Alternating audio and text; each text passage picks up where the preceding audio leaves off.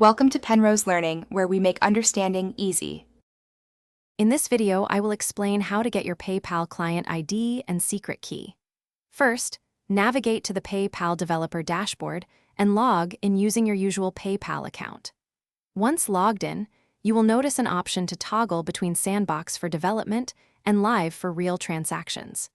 It's crucial to select the correct environment you intend to work with before proceeding, as each one requires its own unique set of credentials. This initial step ensures you are generating the right keys for your specific project needs. After successfully logging in and selecting your environment, navigate to the My Apps and Credentials section, typically found on the left-hand side of your dashboard. Here, you will see a prominent button labeled Create App. Click this to begin setting up your new application.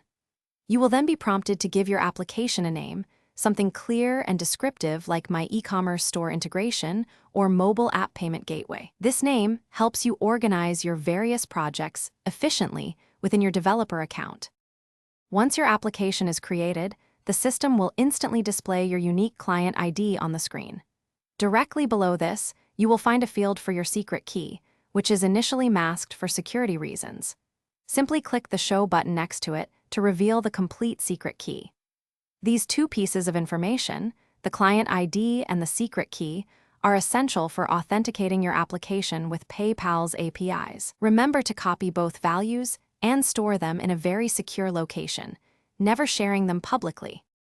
It's vital to understand that Sandbox keys are exclusively for testing your integration without affecting real money, while Live keys are for actual transactions in your production environment.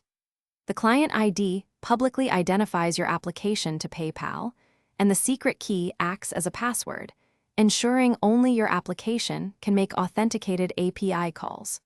Always ensure your application code does not expose these keys, perhaps by storing them as environment variables. Following these security best practices will help keep your payment processing secure and reliable. Thanks for watching. If this was helpful, leave a like and consider subscribing. See you next time.